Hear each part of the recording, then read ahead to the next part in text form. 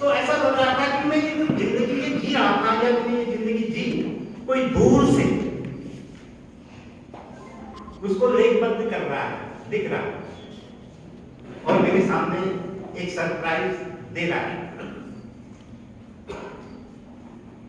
तो एक energy boost हुई कि मैं अकेला नहीं, क्योंकि मैं मेरी कॉन्सेप्ट है, मेरी जो सोच है वो उत्तराखंड मूवमेंट से शुरू हुई। मैं आर्मी स्कूल का पढ़ा व्यक्ति था, मेरी पूरी फैमिली बैकग्राउंड जो है आर्मी से रिलेटेड है, पूरे जनरल तक के पोस्ट पे है। एक अपवाद के रूप में एक मैं ही आर्मी में जाते जाते मेरे को रोका गया, नहीं तो नैनीताल DSP से मैं नेवल एनसीसी से सी सर्टिफिकेट पास करा हुआ व्यक्ति हूँ। ऑल इंडिया पैराट्रूपिंग में मेरी सेकंड पोजीशन थी, यूपी में मेरी फर्स्ट पोजीशन थी, उन दिनों यूपी था।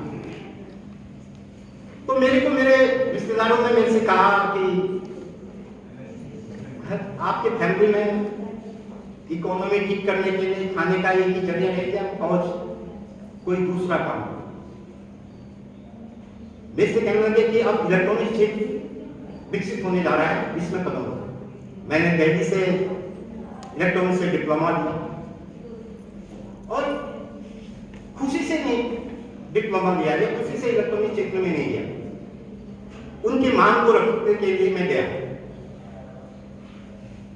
और ये भी अतिशयोक्ति नहीं होगी, पूरे उत्तराखंड वासियों को उस समय सबसे पहला कैपिटल मैन्युफैक्चर करके मैंने दिया इस आत्मा।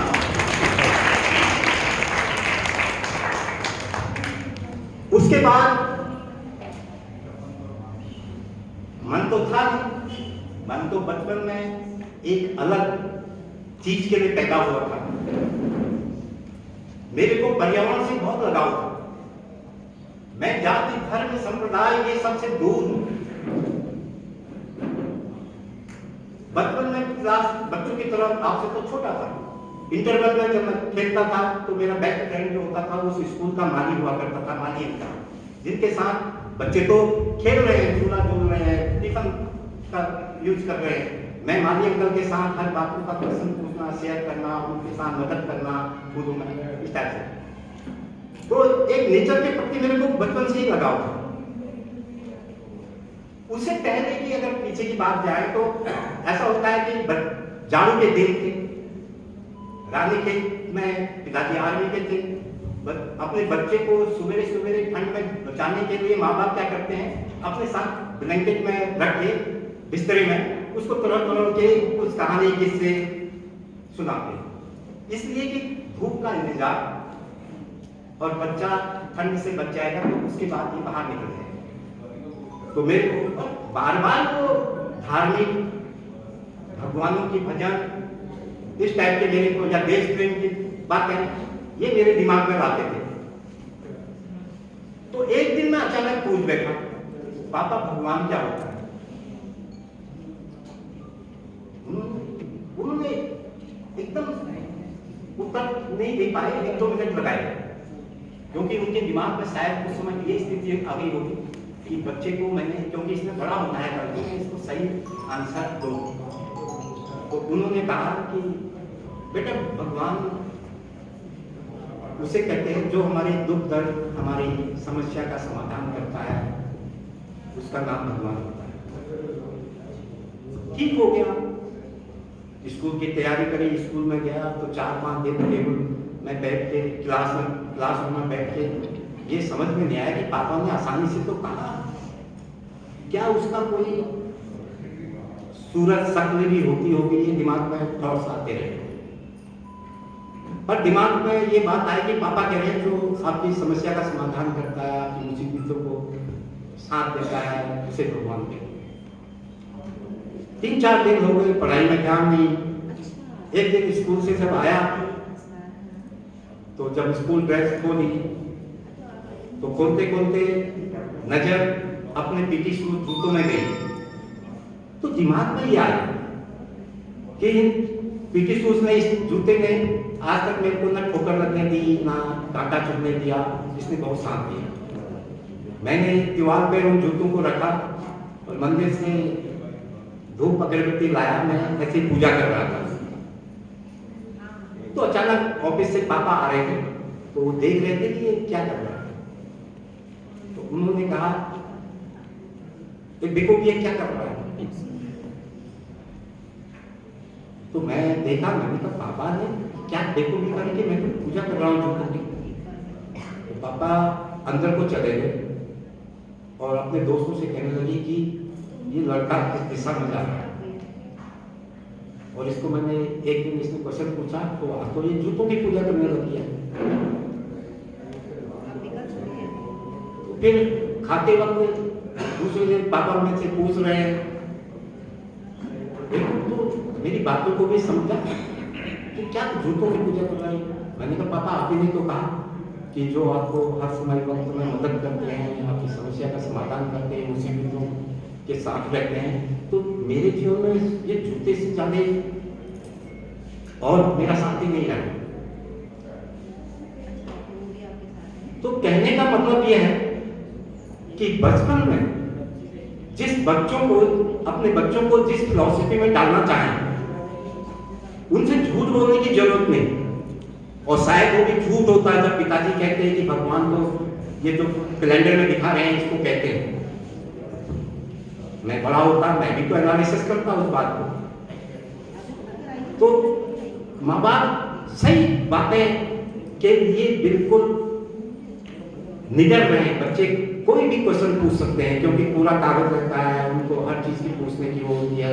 बच्चा आगे को बढ़ रहा है, चमकते कोयले की ओर जाता है, उसके चमकीलेपन को देखने के लिए उसको तब तक नहीं आती जब तक कि उस पर हाथ टच नहीं करता उस कोयले में, अंगारे में। तो इस बात की फिक्र नहीं होनी चाहिए कि बच्चा, और जितना आप उसको प्यार मोहब्बत प्रेम में डालोगे तो इस दुनिया से लड़ने के लिए उसकी रेजिस्टेंस पावर कम हो जाएगी।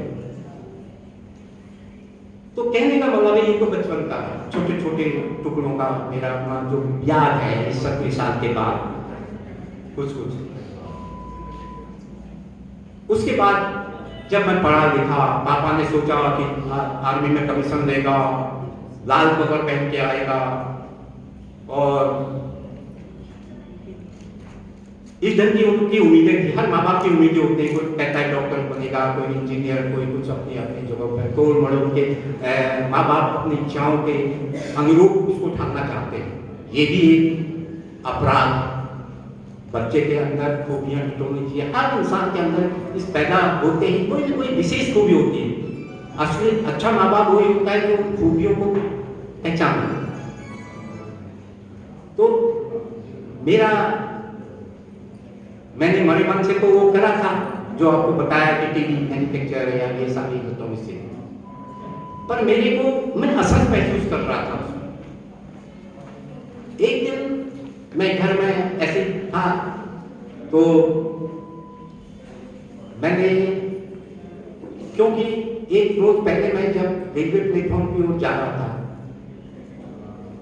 तो एक छोटा बच्चा रेलवे प्लेटफॉर्म के पास पड़ा है और यात्रीगण कोई बिस्कुट या अगर कुछ भी चीजें खाते हुए, केला खाते हुए बच्चे की ओर अगर उनकी नजर पड़ गई तो अपना बच्चा हुआ उसकी ओर फेंकते रहे।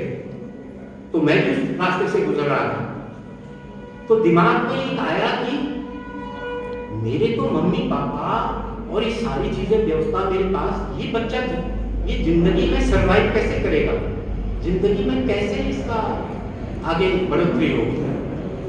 तो दिमाग में गया तो सोचते रहा। तो एक दिन मैंने सोचा कि मैं भी कैसे सरवाइव करते होंगे। जरूरी नहीं है कि किसी को सरवाइव करने के लिए उसको सपोर्ट की जरूरत हो, उसके सरवाइव करने के लिए उसकी मम्मी पापा का होना बहुत ही अति आवश्यकता है, ये भी नहीं है।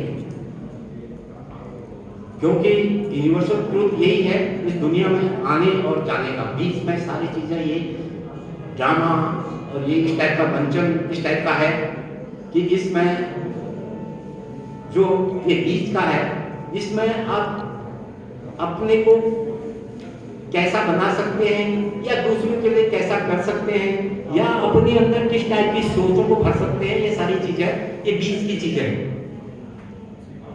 आते वक्त पता नहीं चलता कि मैं यहाँ के घर में पैदा होऊंगा जाऊंगा, और जाते वक्त भी ये नहीं पता चलता कि मैं आप कहाँ जाऊंगा। वो समय ऐसा होता है कि अगर जो बीच का पीरियड है, अगर इसमें आपने अच्छे नए काम कर लिए, अच्छे लोगों की सेवा कर ली, लोगों के आंसू पोंछ दिए, तो आपको उस लास्ट पीरियड में बड़ी आराम फीलिंग होती है। वो जो है उस समय ये ऐसा मौका होता है, आप वकील हैं तो बहुत बड़ी बड़ी लाइब्रेरी है आपकी, उन किताबों से जो मोह था वो भी खत्म होता है। अब आपने 4 जिंदगी इस दुनिया में से जाना। तो 2 यूनिवर्सल चीजें इनको हमेशा मानव में हमेशा दिमाग में रखनी चाहिए। अब मेरा टर्निंग पॉइंट कैसे आया कि अचानक जब मैंने रेडियो प्लेटफॉर्म के बच्चे को देखा कैसे सरवाइव करता है, तो मैंने सोचा कि इसको मैं भी प्रैक्टिकली आजमाऊं, क्योंकि मेरे पास तो एक वो था, अगर एक्सीडेंट के मामले होते तो मेरा घर है, मेरे मम्मी पापा भी हैं। तो मैंने बोला, एक दिन मैं अचानक जिस कपड़ों में घर में बैठा था, तो अचानक मैंने पापा से कहा, मैंने कहा पापा मेरे मुझे कॉल आ रहा है, मैं क्या करूं? और मैं बिना पैसे के बिना जिस हालत में भी था सोच में क्लिक करा तो चल गई। पापा ने सोचा, क्योंकि मैं अगर ध्यान से कहता कि मैं ऐसी जिंदगी जीना चाहता हूँ या आपका मुझे कुछ नहीं चाहिए, तो उनके सम्मान को ठेस पहुंचता, उनके सम्मान का भी इलाज रखना था। तो इसलिए मैं चल निकल पड़ा, और निकल पड़ा क्योंकि पैसे नहीं, कुछ नहीं, रास्ते में किसी से लिख के ली, जाते जाते गजराला के आसपास एक ट्रक वाले ने मेरे को वो करा, उतारा। तो वहां पर चिलमिलाती धूप में मजदूर पत्थर तुड़ाई कर रहे थे, क्योंकि मैं तो घर से ये मन बना के गया था कि मैंने वो वाली जिंदगी जीनी है। समझो कि भगवान ने मुझे इस पृथ्वी में फेंक दिया, अब मैंने कैसे जीना है। मैं किसी के सपोर्ट लेना नहीं चाह रहा था, जबकि सब चीज से संपन्न था। तो मैं उस मुंशी के पास गया, उससे कहा, मैंने कहा मेरे को भी कुछ काम दे दो। उन्होंने कहा क्या करोगे? मैंने कहा जो भी कराना चाहोगे तो कोशिश करूँगा, मेरे को आता तो है नहीं। तो उन्होंने कहा भाई ये आपकी रजिस्टर के हिसाब से तोड़ाई होगी, आपको पत्थर शाम को हिसाब तब आपको मिलेगा पत्थर तोड़ाई। तो मैं लगा तो लोग वो जिनको आदत थी वो ज़्यादा तोड़ ले रहे थे, मेरे कहते कभी हाथ में लग जाए कभी कुछ हो जाए, तो मैं कम तोड़ रहा था। तो 1-8 हफ्ते के बाद मैंने उनसे कहा मुझे खर्चे की जरूरत है, मुंशी ने मेरे पैसे दिए, और जिस मजदूर के छप्पर में मैं रह रहा था उससे मैंने कह रखा था कि जो रोटी मेरी को खिला दे और मैं मेरे को पैसा मिलेगा मैं दे दूँगा।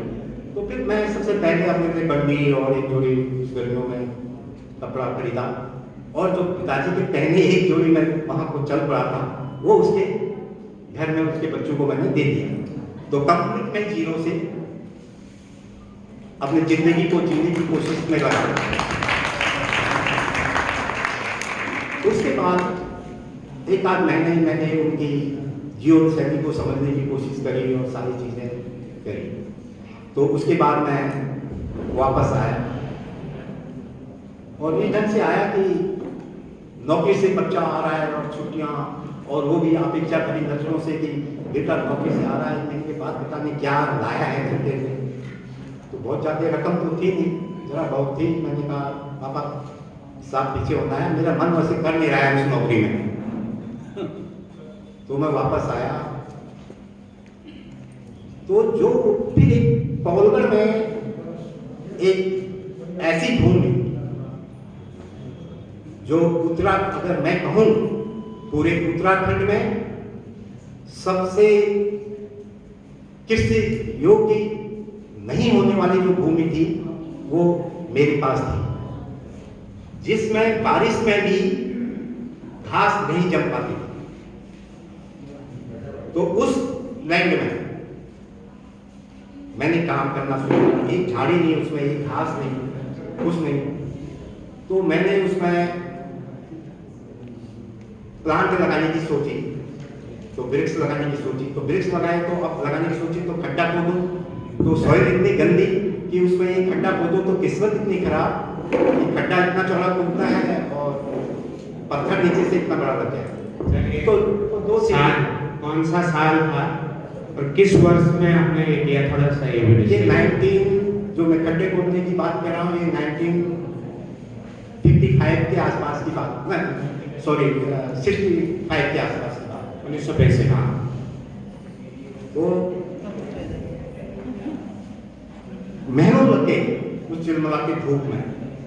वो सामने एक सड़क थी, उस सड़क में मैं अपने साथ के जो क्लास फेलो थे उनको देखता था, कोई बाइक में जा रहा था, कोई कारों में जाता था, सड़क मेरे साथ में थी और मैं दिन में और चांदनी रात में उन पत्थरों को बीन के उन पत्थरों को खुदाई में लगा था। एक मिशन था कि यहाँ पर इस टाइप से कुछ करता हूँ। तो कभी कभी मैं सोचता था अपने आप को कि कहीं मैं ये पागलपन तो नहीं है, मैं पागल तो नहीं होगा, मेरे साथ के मेरी क्लास के लोग बाइक में जा रहे हैं। फिर अपने दिल को एक पॉजिटिव थॉट्स अंदर जो नेगेटिविटी थी उसको कम करते हुए पॉजिटिव थॉट्स की ओर जाता था, हिलाता था अपने। नहीं, एक दिन मेरी जीवन की एक रुकावट स्थिरता आएगी और ये लोग जो मेरे साथ के हैं ये भागते हुए नजर आएंगे रोजाना। कोई नौकरी के लिए भागेगा, कोई ठेकेदारी के लिए भागेगा और मैं आराम से इस छांव में बैठ के इसके नीचे अपना जीवन यापन करूंगा और ये जो वृक्ष हैं ये मेरा परिवार बन जाएगा, ये मेरी फैमिली बन जाएगी, मेरे पुत्र बन जाएगा। इस ढंग की सोच को मैं पॉजिटिव सोच रखते हुए मैंने करा और अपने पेशेंस को बिना खोए मैं 5 साल तक मैंने उसका इंतजार करा। अच्छा, अब खड्डे तो खोदे, उसके अंदर वो जो पेड़ लगा रहा था उसमें मिट्टी का नाम नहीं, तो दूर से कट्टों में मैं मिट्टी लाया उसको सर्वाइव करने के लिए प्लांटों को। तो ये वो समय आया जब उन्होंने फल देने शुरू कर। तो उसके बाद दिमाग में जब आया तो फल शुरू हुए। उसके बाद अब क्या किया जाए, सोचता था कि मेरे जैसा फिलोसफर, मेरे जैसा चिंतन करने वाला इस पेड़ के नीचे काश हम लोग बैठते और गप मारते और कौन लोग आना चाहेगा इस टाइप से करते। फिर दिमाग में अपने अभी एक फॉर्मूला मैंने तैयार कर, 4D फॉर्मूला। पहले डी का मतलब है ड्रीम, क्योंकि उस जो मैंने प्लांट लगाए थे उसके छांव में बैठ के मैं सपने देख रहा था, ठीक उसी प्रकार के सपने जैसे मुंगेरी लाल के सपने, ठीक है। तो मैं सपने देख रहा था, तो फिर सोचा कि मैं क्या करूंगा, कैसे करूंगा। तो फिर मैंने एक 4D फॉर्मूला बनाया। पहले डी का मतलब है ड्रीम। ड्रीम देखना गलत बात नहीं है, देखना चाहिए। सारी चीजों का जो आविष्कार हुआ है उससे पहले उन्होंने कल्पनाएं की और ड्रीम करा। तो उसी क्रम में मैंने भी ड्रीम देखा, कल्पना करी।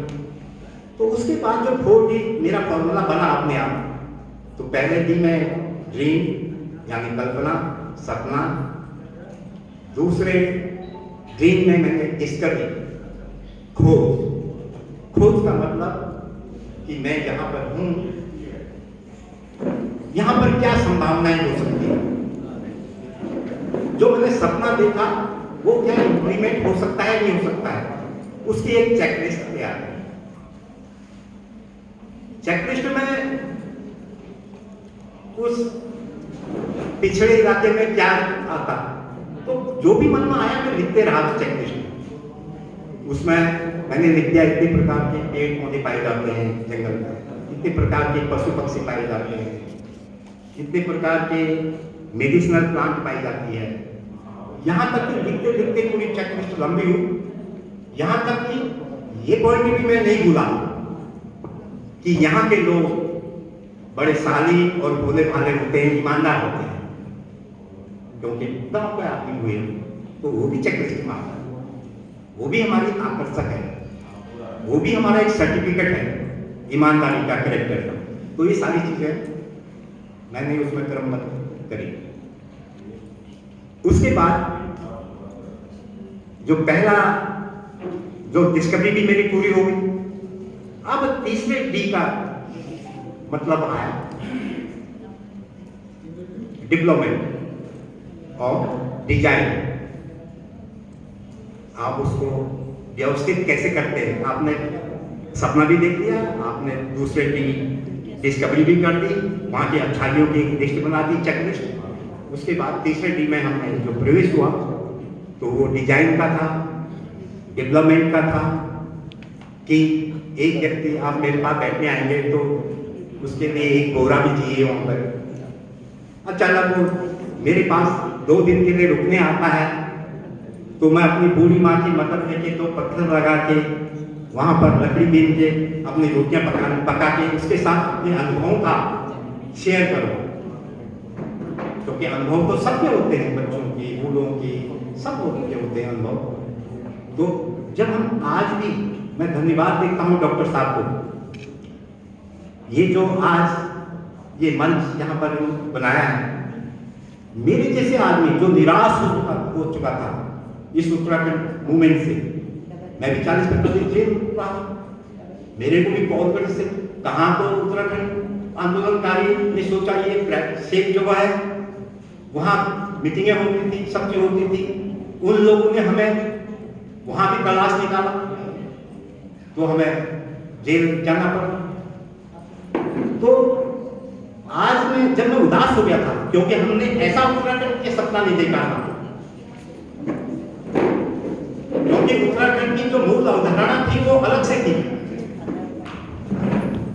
मैंने तो ये सोचा था कि उत्तराखंड बनेगा तो मैं पवलगढ़ का रहने वाला, मेरी लास्ट बस यहाँ छूट जाती है तो मैं यहाँ पुलिस स्टेशन में जाके उन पुलिस मित्र भाइयों से कहूंगा कि भाई साहब मेरी कल सुबह की बस है, मुझे भी अपने साथ सुला लो।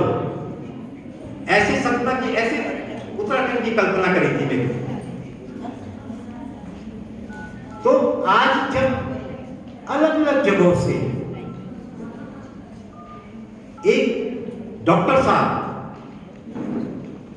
ने आप जैसे लोगों को इस मंच में अपने अनुभवों का साझा करने के लिए इकट्ठा करा, जिसमें मेरे से पूर्व मैं बड़ा अभागा हूँगा कि मैं जब पहुंचा तो मेरे से पहले बड़े अच्छे अच्छे लोगों ने अपने अनुभव यहाँ पर दिए होंगे।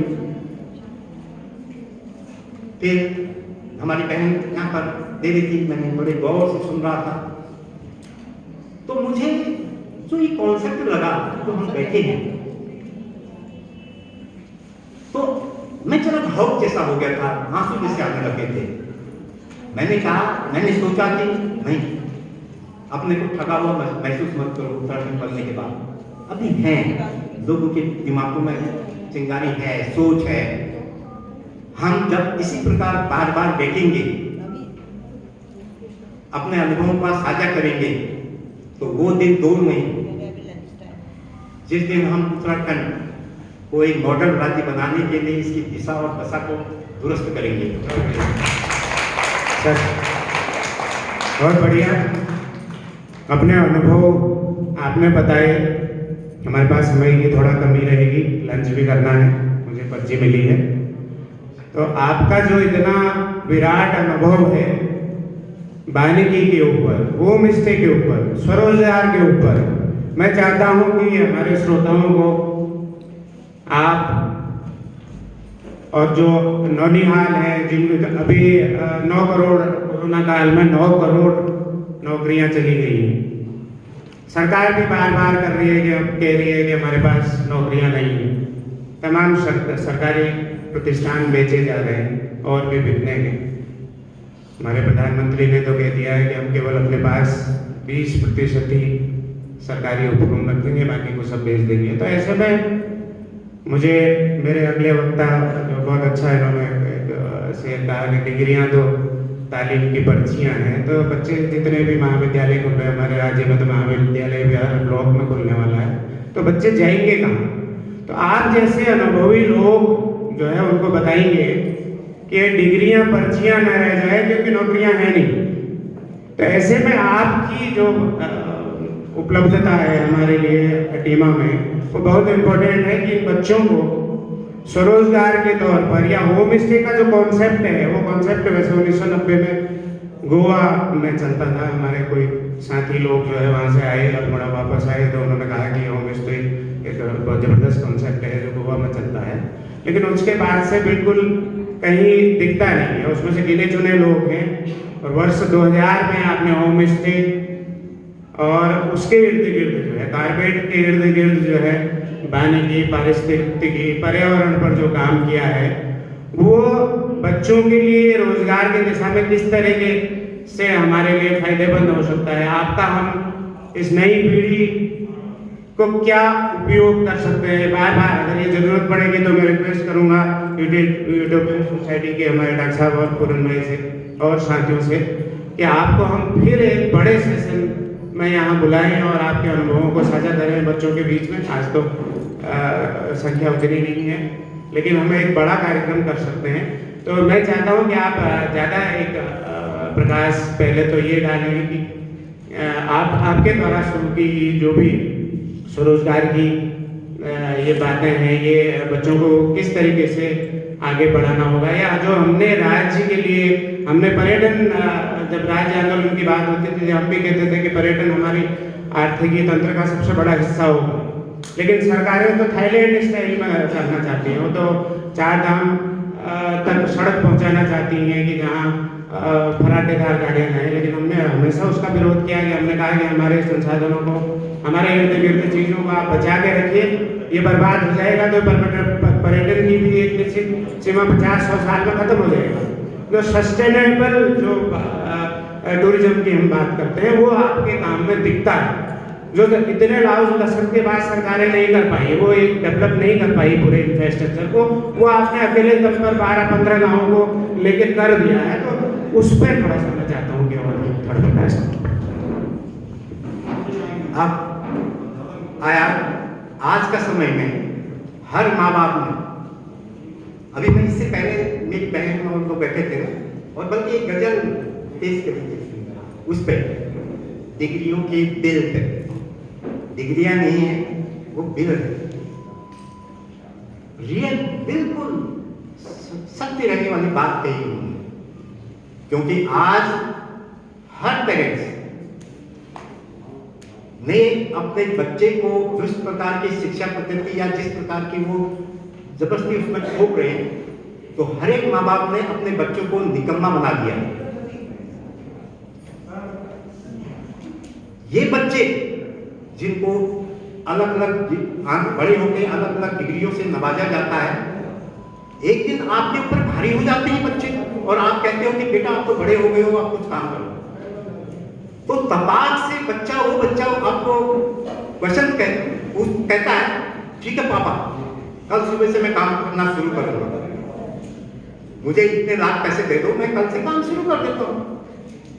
तो आपने अपने बच्चे को इस हालत में पढ़ाते पढ़ाते हैं और अपनी प्रेस्टीज इशू का सवाल बनाते हुए इन पेरेंट्सों के कान खड़े हो जाते हैं उसमें। जब कहीं हम बैठे हैं तो एक जने ने कह दिया कि मेरा बच्चा तो वहां देहरादून वेलम बॉयज में पढ़ते हैं, अगल बगल के प्रेस्टीज इशू वाला मामला कर दिया।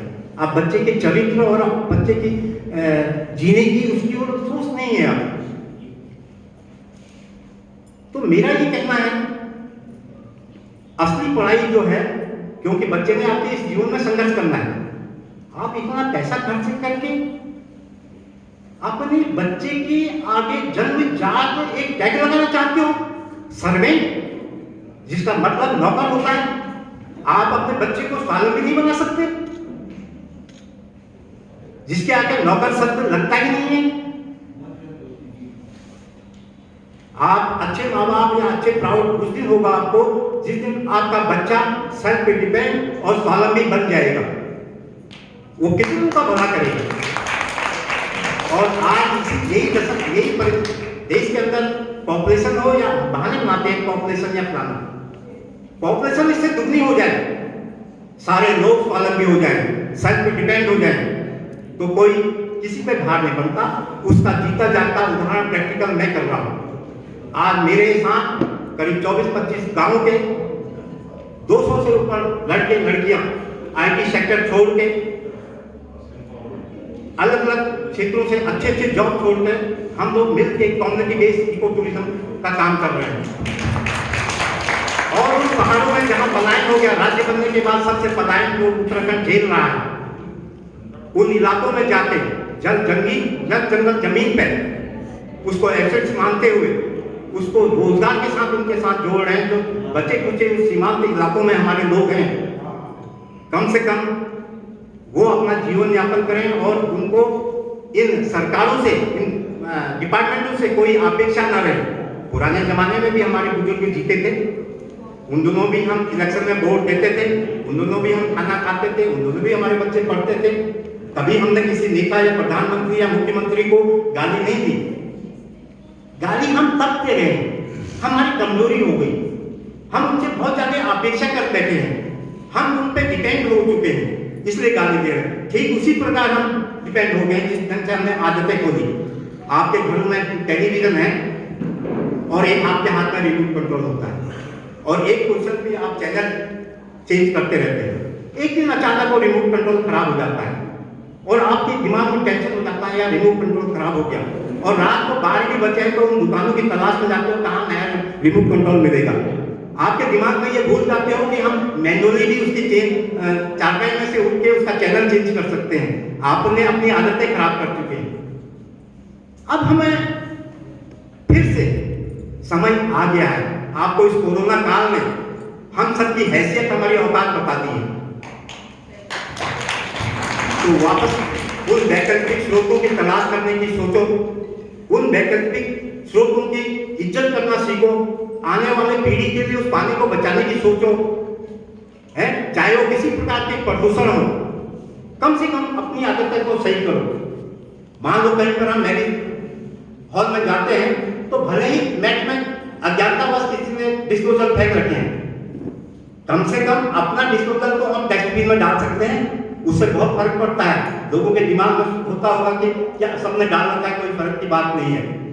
एक एक घर, अगर हमने समाज सुधारना है, अपना इलाका सुधारना है, तो बच्चे से स्टार्ट करेंगे। और अब दूसरे के बच्चे को भी ये देखें कि ये कहीं बिगड़ नहीं रहा है। अपने बच्चे से ज्यादा चिंता दूसरे के बच्चे की होनी चाहिए, क्योंकि आपका बच्चा भी उसी परिवेश में जी रहा है, हवा ले रहा है। अगर आपके समाज, अड़ोसी पड़ोसी के बच्चे सुरक्षित और अच्छे हो गए तो आपका बच्चा अपने आप ही अच्छा बन जाएगा, अच्छे संस्कारित हो जाएगा। इस बात की आप लोगों को चिंता होनी चाहिए। तो मैंने जब जीरो से स्टार्ट करा है, मैंने स्वाभिमानी जिंदगी जीने की करी और इतने प्रकार की ट्रेनिंग, 100 से अधिक ट्रेनिंग में हम दिलाते हैं। तो मैंने सरकारों को भी कहा, अलग अलग संस्कृत विद्यालय, अलग अलग डिग्री कॉलेज, अलग अलग महाविद्यालय तो बनाते हैं, कम से कम पर्यावरण महाविद्यालय भी कभी सोचो दिमाग में, क्योंकि पर्यावरण जो है हमारा प्राण है, हमारा जीवन है। हवा नहीं होगी, पानी नहीं होगा, ये सारी चीजें नहीं होगी तो हम कहाँ जी पाएंगे। आने वाले दिनों में कहीं ऐसा ना हो, वो दिन दूर नहीं कि उत्तराखंड बनने की पहले से ही जब लोग बात कहते थे कि उत्तराखंड क्या मांग रहे हो, क्या मिलेगा, तो हम कहते थे देखो हम पानी भी बेचेंगे यहाँ तो हमारा उत्तराखंड की आर्थिकी पटरी पर रहेगी। उसी के बाद ही आपके मिनरल बोतल और ये शुरू हुए बोतल है। तो अब कहीं ऐसी स्थिति में आ जाए कि पानी के इंजेक्शन लगाने पड़े, तो पानी की इज्जत करो, क्योंकि 2-3% की पानी शरीर में पीने योग्य है। पानी को रोकने की कोशिश करो, पानी को बचाने की कोशिश करो, वो पानी आने वाली पीढ़ी के लिए सुरक्षित करने की कोशिश करो। जंगल के नजदीक आपका घर है तो उन पेड़ों को, उनको जो खड़े पेड़ों को काटने के बजाय जो अपने ईंधन के रूप में आप इस्तेमाल कर रहे हो, वेस्ट चीजों का इस्तेमाल करें। दूसरा, अपनी आदतों को बचाओ। पॉलिसी मेकरों से बहुत ज्यादा उम्मीद नहीं है, क्योंकि प्लास्टिक और स्वच्छ भारत की बात करते हैं और उनको परमिट, उनको लाइसेंस कौन देते हैं? यही लोग देते हैं। और हमारे बच्चों को तख्तियां लेके रैलियां कराते हैं रोडों में। आज बहुत हो चुका है, इसमें डिबेट भी हो चुकी है, पर अब तक समझ आ गया कि हम अपने आप ही इनको इससे मुक्ति पाने की कोशिश करें। हम चाहे भले ही उस सुनामी की तरह जो बाढ़ आ रही है पॉलिसी मेकरों के द्वारा, वो कम से कम हम उसका सामना नहीं कर पाए, तो कम से कम अपनी आदतों को सुधार कहते हैं, उस बुरी चीजों को अपने घर के अंदर तो प्रवेश होने से बचाएं। अपने छोटे छोटे पुराने जमाने की तरह अपने कपड़ों के बैग लेके हर चीज के लिए ले जाए, उसका दुकानदार का कूड़ा वहीं पर निकाल के उसको वापस कर दें, तो आपका घर सुरक्षित रहेगा। और ये बहुत बड़ी तारीफ नहीं है कि आपने घर का झाड़ू उठाकर दूसरे की बाउंड्री पे आप डाल रहे हैं, अच्छी बात नहीं है। तो ये सारी छोटी छोटी चीजें हैं। जब इस प्रकार से अपने बच्चों में आप संस्कार बनाओगे ना, तो उसको कोई बहुत लंबी डिग्री करने की जरूरत नहीं है। वो अपने आप इस जीवन से जीने को योग्यता दे देगा, इस ढंग से सर्वाइव होगा कि वो लोगों को, जो और लोग हैं, जो कमजोर लोग हैं, उनको भी सहारा बन जाएगा आपका बच्चा, उनके भी आंसू पोंछने लायक हो जाएगा। अगर आप एक डिग्रियों के भ्रम जाल में आए और सिविलाइज बनने की कोशिश, सिविलाइज शब्द भी आप बड़ा परेशान करने वाला हो गया। किसको कहते हैं आप सिविलाइज? बड़ी बड़ी गाड़ी, अच्छे कपड़े। आज आप देखो, हम लोग थक गए, हमको कोई दूसरा नहीं थक रहा है।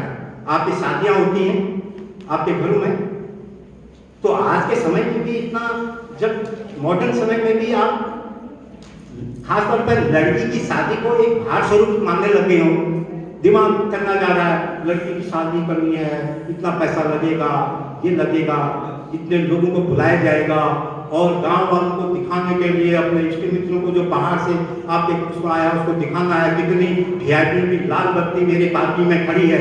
किसको दिखाना चाह रहे हैं आप शादी से?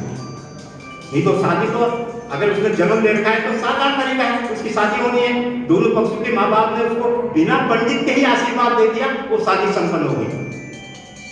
तो अपने को मत ठगो, और अगर ठगोगे तो एक न एक दिन पोल खुलेगी तो बहुत परेशानी का सामना करना पड़ेगा। और इसलिए मेरा आपको ये इस मंच के माध्यम से यही संदेश है कि स्वावलंबी जीने की कोशिश करो और जीरो से स्टार्ट करो। और सरकार से जो आपको बड़े बड़े तोहफे दिए गए हैं कि लोन, ऋण बैंकों से, इस फंदे में भी मत पड़ो, क्योंकि ये बैंकों का व्यापार के लिए है। आपके पास अगर ऋणों के लिए जाओगे, आप एक कदम आगे नहीं बढ़े हो, अपने बच्चे को, अपने जो पूर्वजों की जो जमीनें हैं या आपके पास है, वो भी चले जाएगा। वो दुकानदारी बैंकों की और सरकार की है। आप जीरो से स्टार्ट करो। क्या जरूरत है बड़ी चीज की?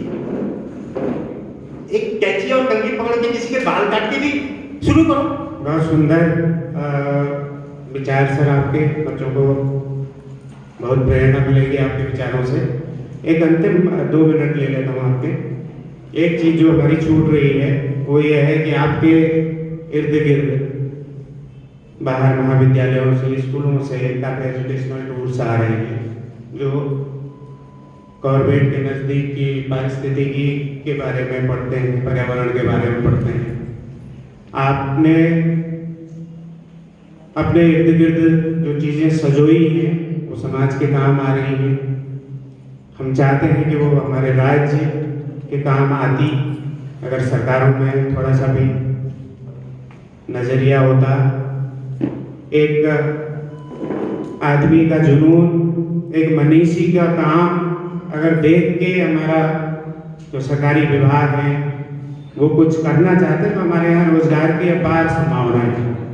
लेकिन सवाल यही है कि इस तरह का जज्बा, इस तरह का जुनून और इस तरह का विजन लोगों में होते हुए भी उन्हें ठेकेदारी में, उन्हें खनन में, उन्हें हमारे संसाधनों की लूट में मजा आता है।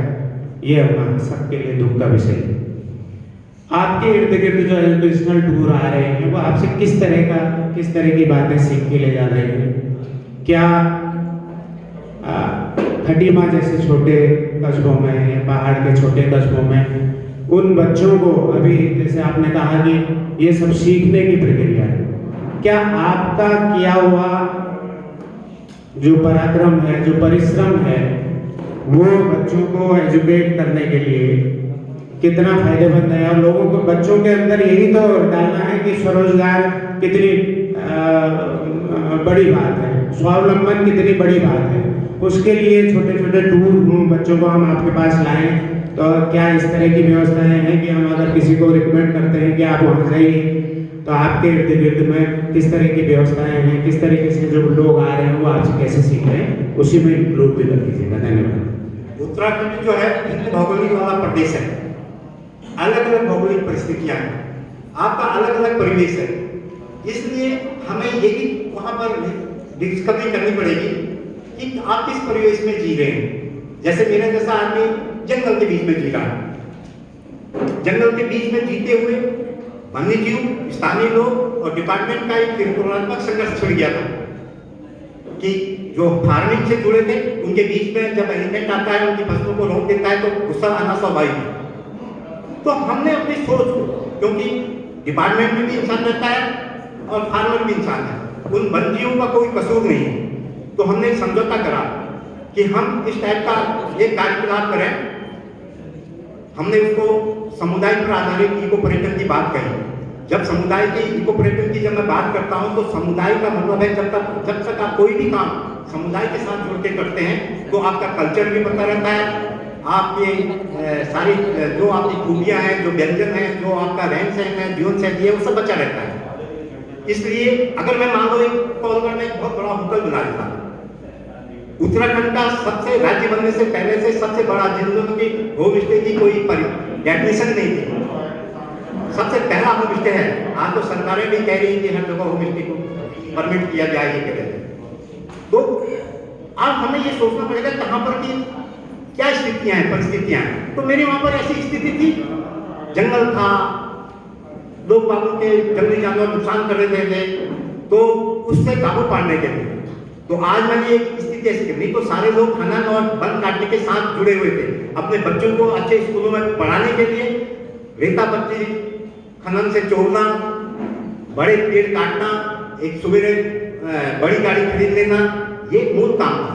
बच्चे को अच्छे लूज में मतलब सेंट जॉर्ज सेलून में पढ़ाना है, तो इस टाइप का काम था। तो जब उन बच्चों पे हमने धीरे धीरे इस प्रकार के संस्कार भरे, तो आज उनके माँ बाप जो हैं इतनी हीन भावना उन पे आ गई कि हमारा बच्चा अब वो बच्चा नहीं रहा, बड़ा हो गया, इसको इस पोल खुल गई हमारी कि मेरे इसको बच्चे को पता चल गया कि मेरे बाप ने अगर मेरे को सेंट जॉर्ज सेलून में पढ़ाने के लिए भेजा था तो उसका मूल इकोनॉमी स्रोत क्या था। तो धीरे धीरे माँ बापों ने बच्चे को बिना उसके कहे वो अपने इक्विपमेंट्स बेचने शुरू करे, डंपर, जेसीबी, ये सारी चीजें बेचने शुरू करी। तो धीरे धीरे उन पर एक अलग परिवर्तन आया और आज वो सारे, मुझे प्राउड होता है कि 200-300 से ऊपर लड़के लड़कियां हर साल मेरे उससे जुड़े हैं, जिसको पौलगढ़ प्रकृति प्रेमी कहते हैं। और उनके आकर्षण के कारण, वो उनके एक्टिविटीज के कारण यहाँ की तमाम जो IT सेक्टर से और बड़े अच्छे अच्छे कंपनियों से वो लोग भी नौकरी को छोड़ के इस कॉन्सेप्ट में काम करना चाहते हैं और अपने इलाकों में इसको प्रचार प्रसार करना चाहते हैं। ये परिवर्तन आया। और उसके बाद हम इसको, मेरे दिमाग में तो ये था, क्योंकि मैं उत्तराखंड मूवमेंट से जुड़ा हूं, मैं इस तराई बेल्ट में, भाबर बेल्ट में ही सीमित नहीं रहना चाहता हूं, तो मैं पहाड़ों की ओर भी इस काम को बड़ी तेजी से हम लोग कर रहे हैं। वहां पर पानी की मूल समस्या होने लगी, तो हम उनके जो पुराने नौले होते थे, धारे होते थे, गधेरे होते थे, उनको रिचार्ज करने में आजकल लगे हुए हैं और उसकी पूरी हिस्ट्री नोट कर रहे हैं कि क्यों नौला सूख गया था, क्यों वो गधेरे छोटे हो गए, और किस टाइप के पलायन के कारण, किस टाइप के अलग टाइप के प्लांट जो कि पानी का उत्सर्जन में भागीदारी निभाते हैं, किनकी संख्या ज्यादा होगी। तो उसमें सारे जो हमारे पास एक्सपर्ट टीम है उनको लेके उसमें पूरा तैयार करते हैं और हमने पिछले समय में करीब 150 नौले रिचार्ज कर दिए हैं जो सूखे हुए नौले हैं। तो इसका मतलब है हमको अपने कॉन्फिडेंस आ चुका है, हम ऐसा भी कर सकते हैं, क्योंकि जहाँ पानी नहीं होगा तो कोई काम नहीं हो सकता है, चाहे दुकान से लेकर, घर गृहस्थी से लेकर, होटल से लेकर, हॉस्पिटल से लेकर। जब पानी नहीं होगा तो वहाँ पर जीवन का कोई कल्पना भी नहीं की जा सकती है कि यहाँ पर कुछ काम हो सकता है। तो इसलिए पहाड़ों में सबसे पहले तो वहाँ पर हम 4 खाल बना रहे हैं, क्योंकि पहाड़ ऊपर वाले ने इसलिए बनाए थे कि समय समय पर जो बारिश की बूंदें उसमें पड़ेंगी, वो ब्लफिंग पेपर की तरह वो अपने पर निचोड़ेगा और धीरे धीरे साल भर वो नीचे के एरिया में वो पानी देगा। हुआ क्या है कि जो उसके टॉप होते थे, जहाँ गाय बच्चा चढ़ती थी, जहाँ वो गाय बच्चों के पीने का पोखर होता था, तो वहाँ हमारे जो आजकल जो पंचायती ढंग से या किसी ब्लॉक द्वारा पैसा डेवलपमेंट के लिए मिलता है, तो उन्होंने कंक्रीट का फर्श बिछा के वहाँ पर बड़े बड़े मंदिर, धर्मशाला, स्कूल की स्थापना कर दी। पुराने लोगों ने कभी उस टॉप में नहीं बनाए, टॉप से नीचे बनाए। वहाँ उनके मवेशियों के लिए चरागाह होते थे, उनके ठुरों से जो सिंचन होती थी और पानी रुकता था ब्लॉटिंग पेपर की तरह, उनके धारे जो रिचार्ज होते थे, ये था। तो कहने का मतलब है कि हमको साहब ने पूछा कि इनके लिए तो अलग अलग परिस्थितियां हैं। मैं अगर यहाँ पैदा होता खटीमा में तो शायद मैं दूसरे ढंग का एक ड्रीम करके दूसरे ढंग से करता इन बच्चों के स्वावलंबी जीवन जीने के लिए। पर इतना जरूर है कि आज पर्यावरण को सीरियस ढंग से लेने लगे हैं। यही कारण है कि स्कूलों में भी बच्चों के उसमें सिलेबस में अब पर्यावरण का चैप्टर आने लग गया है। और यही कारण है कि जो कांक्रीट के जंगलों से उठ के हैं महाविद्यालय के लोग, बड़े बड़े कॉलेज वाले, वो हम जैसे लोगों के यहाँ पे फॉरेस्ट्री की ट्रेनिंग लेने के लिए आए हैं। और यहाँ तक कि आज हम इतने अपने क्षेत्रवासियों को, वहाँ के लड़कों को, वहाँ की कम्युनिटी को इतना हम प्राउड करते हैं कि कम से कम अब देश के विभिन्न क्षेत्रों के भी, चाहे फॉरेस्ट IPS अफसर हो या पुलिस गवर्नमेंट डिपार्टमेंट हो, तो वो लोग भी, या कई प्रकार के NGO, वो लोग भी इस प्रकार के पर्यावरण पर ट्रेनिंग देने के लिए हमारे वहाँ। बहुत बहुत धन्यवाद सर, बहुत महत्वपूर्ण बातें आपने रखी और आपसे बहुत कुछ और सीखना है, खटीमा को सीखना है। मैं तो अभी तय कर चुका हूँ कि एक दिन आपका ऐसा ही सेशन अगर संभव हुआ तो इस राज्य के सबसे बड़े शहर राजधानी में भी हम कराएं, आपके अनुभवों का आप लोगों को मिले। हमारे कई साथी हैं जनमैत्री संगठन में, हमारे बच्ची सिंह बिस्ते हैं। रामगढ़ जो वीकेंड टूरिज्म का डेस्टिनेशन सरकारों ने बना दिया, पूरी जमीनें बिक गई हैं, वो भी आप ही के जैसे मिशन पर लगे हुए हैं। एक नवीन पांति IIT मुंबई से पढ़कर हमारे को ताकुला में उन्होंने एक अपना प्रोजेक्ट शुरू किया है। ऐसे कई गणमान्य लोग हैं, मनीषी हैं, जिन्होंने अपना जीवन इस राज्य की भलाई के लिए, समाज की भलाई के लिए समर्पित कर दिया है। उन लोगों का एक जमावड़ा और हो अगली बार। और आपको लंबा सुनने के लिए आपके पास ज्ञान का अपार भंडार है, अनुभव का अपार भंडार है, जो हमारे हर कदम पर हमारी युवा पीढ़ी को हमें प्रेरित करता है। आपने इस आयोजन में समय दिया और अपने विचार व्यक्त किए, बहुत बहुत धन्यवाद। लंच भी है और आयोजकों का पुनः धन्यवाद कि आपने हम दोनों को इस मंच पर अवसर दिया। बहुत बहुत धन्यवाद। आपको बहुत बहुत धन्यवाद। हम लोगों को यहाँ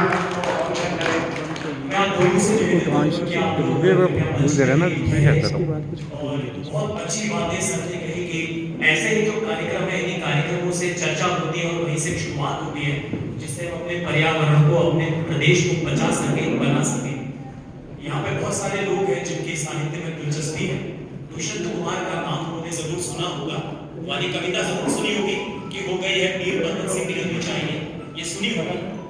ऐसी उनकी एक और बड़ी खूबसूरत लाइन है कि रहनुमाओं की अदा पे फिदा है दुनिया, इस बहती हुई दुनिया को संभालो यारो। रहनुमाओं की अदा पे फिदा है दुनिया, इस बहती हुई दुनिया को संभालो यारो। कौन कह सकता है आसमां में सुराग नहीं हो सकता, एक पत्थर को तबीयत से उछाल दिया। तो ऐसी शुरुआत की जरूरत है। वो शुरुआत सर ने करी है, मनोहर मंगलाल जी ने करी है, और हम सबकी जिम्मेदारी है ऐसे ही शुरुआत करें। और जो लोग ऐसे कार्य कर रहे हैं उनको हम लोग प्रोत्साहित करें, सहयोग करें। तो ऐसी इस विभूति को सम्मानित करने के लिए डॉक्टर OP पांडे सर को सम्मानित करने के लिए, जिन्होंने बखूबी इस सत्र का संचालन किया, मैं मंच पर दो ऐसे व्यक्तित्व को बुलाना चाहूंगा जो अलग अलग विभागों में पारंगत है। एक संगीत विशारद है, संगीत के जानकार है, प्रोफेसर पंकज उप्रेती सर। मैं पंकज उप्रेती सर को आमंत्रित करना चाहूंगा मंच पर। और साथ ही हमारे साथ यहाँ पर श्री जगदीश पांडे जी है, जो चित्रकार है, चित्रकला के मर्मज्ञ है, एक बहुत ही विद्वान व्यक्तित्व है। और वाकई में इतनी सारी प्रतिभाओं को देखकर आज